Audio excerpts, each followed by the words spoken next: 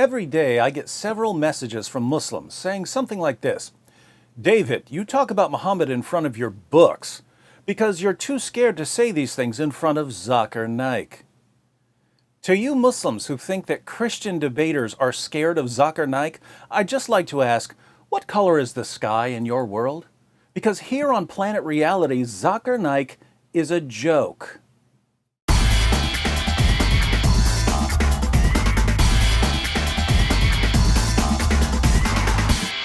Zakir Naik is a joke, and I'm not saying that because I disagree with him. I'm saying it because he's a complete joke. Let me give you 3 quick reasons. First, Zakir Naik portrays himself as a champion debater, but he's never faced one actual Christian debater in his entire career. Compare Naik with someone like Shabir Ali. Shabir Ali has debated William Lane Craig multiple times. He's debated James White multiple times. He's debated Jay Smith multiple times. He's debated Mike Licona multiple times. He's debated Tony Costa multiple times. He's debated me multiple times. He's debated Sam Shamoun and Samuel Green and Jonathan McClatchy and Nabil Qureshi. Shabir Ali obviously isn't scared to face experienced Christian debaters. Look up Zakir Naik's debates and you'll find that he's debated a handful of people you've never heard of. The only person Zakir Naik has ever debated that I've even heard of was William Campbell. And William Campbell wasn't a debater, he was a writer.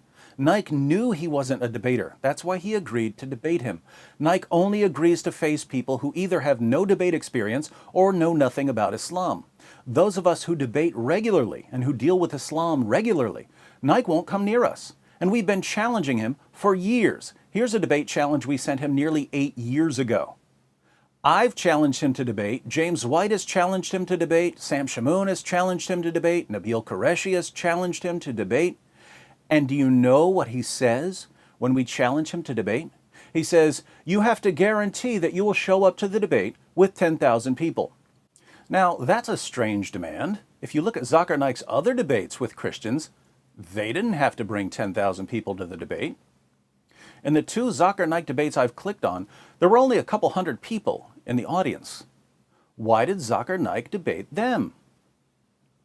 I was recently watching one of Naik's Q&A sessions, and a Christian woman was at the mic. And Zakir Naik said that if she wanted to debate, they could set up a debate. Ask your question in 2 or 3 sentences. If it is more than 2 or 3 sentences, yes, it becomes a lecture. If you want to have a lecture, yes, sure. If you want to have a debate also, we can arrange. Can you? Okay. You can come to Bombay. Right. No, it's not Bombay. I'm in the Gambia. Why was Zakir Naik trying to set up a debate with a random woman who stepped up to a mic at a Q&A session? By the way, right after he challenged her to debate, he changed his mind and said that he refuses to debate women. Then he said that he would be happy to debate a religious scholar. But once again, Naik didn't say anything about bringing 10,000 people to the debate. Why does Zakir Naik's 10,000 people rule only come into play when he's challenged by people who debate regularly? If some local pastor no one's ever heard of agrees to face him, suddenly Naik is ready to debate, even if the pastor shows up with no one. This is the age of the internet. Millions of people can watch a debate online. Zakir Naik could have a debate with a Christian in a hotel room and people around the world could watch it. Why does he selectively apply his 10,000 people rule? Because he knows that in America, most Christians have no idea who he is, so they're not going to come out by the thousands to see him debate. He knows that Christian debaters aren't going to rent the Superdome to face him because we think he's a joke. So he made up a rule that he only applies to avoid actual debaters. Why? Because he's a complete, utter, total coward, and he knows that his arguments would be destroyed by any experienced Christian debater.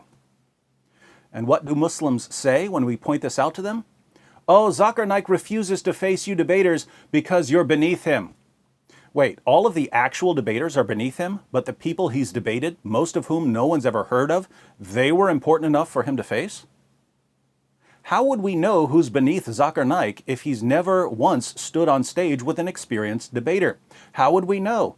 Naik is like a guy who walks outside his house, punches someone in the face, and declares that he's the heavyweight boxing champion of the world without ever facing any actual boxers. It's pathetic. What's even more pathetic is that Naik's followers are so gullible they think he's a serious debater. There are serious debaters in the world. Naik isn't one of them. Second, Zakir Naik's ministry pays people to convert to Islam. The Hindustan Times reports The special branch of the Mumbai police claims that controversial Islamic preacher Zakir Naik and his non-profit Islamic Research Foundation have illegally converted around 800 people to Islam by paying them using funds received from abroad. The allegation, if proved, could spell more trouble for Naik, who is being investigated for his fiery speeches and alleged extremist links. Mumbai police found that Naik's organization paid converts 50,000 rupees, some of which came from Saudi Arabia. Members of the organization would then radicalize converts and convince them to join ISIS. For you Muslims who are thinking to yourself, no, Zakir Naik would never do such a thing, you should probably study the Quran and the life of your prophet, because Muhammad himself paid people to convert to Islam. And one of the reasons you pay zakat is to pay people to convert to Islam. Surah 9, verse 60 of the Quran lists the various uses of zakat. One of the uses is to attract the hearts of those who have been inclined towards Islam. What does it mean to use zakat funds to attract people's hearts? Muhammad shows us exactly what it means. In Sahih Muslim, number 6022, Muslims win the Battle of Hunain. And we read, "On that day, the Messenger of Allah gave Safwan bin Umayyah 100 sheep, then another 100, then another 100. Ibn Shahab said, Sa'id bin al-Musayyab told me that Safwan said, by Allah, the Messenger of Allah gave me what he gave me, and he was the most hated of people to me. But he kept giving to me until he became the most beloved of people to me." This guy hated Muhammad, but Muhammad kept giving him sheep by the hundreds until Muhammad was his favorite person in the world. In Sahih al-Bukhari 3344, Muhammad divides a piece of gold among 4 chiefs of a different tribe. We read, "So the Quraysh and the Ansar became angry and said, he, i.e. the Prophet, gives to the chiefs of Najd and does not give to us. The Prophet said, I give to them so as to attract their hearts to Islam." He was giving them gold to attract their hearts to Islam. Nearly 14 centuries later, Zakir Naik is doing the same thing. Muslims should be proud of Naik for imitating his prophet by bribing people to convert when his arguments fail miserably. Third, a few years ago, when I was watching some of Zakir Naik's talks to get some video clips for some shows, I was impressed that so many Muslims showed up to hear him speak when the talks were in English. I know a few Christians from one of the areas he was speaking in, and I said to them, it's cool that wherever Zakir Naik goes, there are so many Muslims there who speak English. They said, oh, lots of the Muslims who show up don't speak English. I said, why do they show up? Just to be close to Naik? They said, no, the Muslim leaders bring them in to cheer.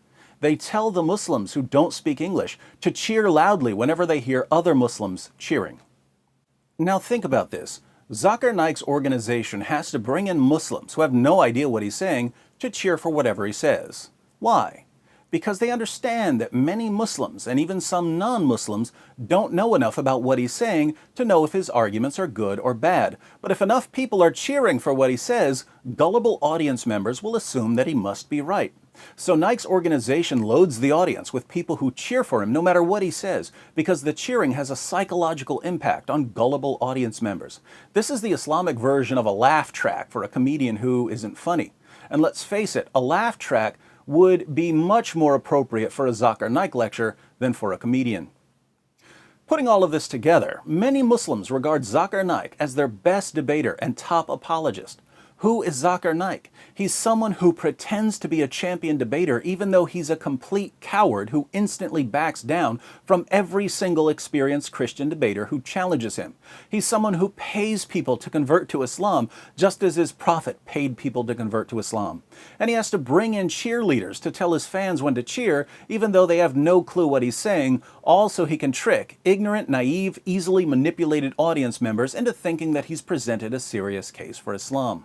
Zakir Naik is a joke. He's always been a joke. He'll always be a joke. If this is, as many Muslims claim, the best apologist Islam has to offer out of 1.6 billion Muslims in the world, what does this tell us about Islam? Of course, there's much more we could say about Zakir Naik. If you'd like to know more about why he backs down from debaters, click on this video by Nabil Qureshi, where Nabil examines just 5 minutes of a Zakir Naik lecture and finds 25 mistakes. You heard me correctly. Over a 5-minute period, Zakir Naik averages 1 mistake every 12 seconds. Fortunately for Naik, he's speaking to people who don't know any better and who don't bother to question or challenge him. But they keep cheering anyway, along with all the Muslims who don't even know what he's saying. Welcome to Islam, the only religion that would want someone like Zakir Naik as its champion.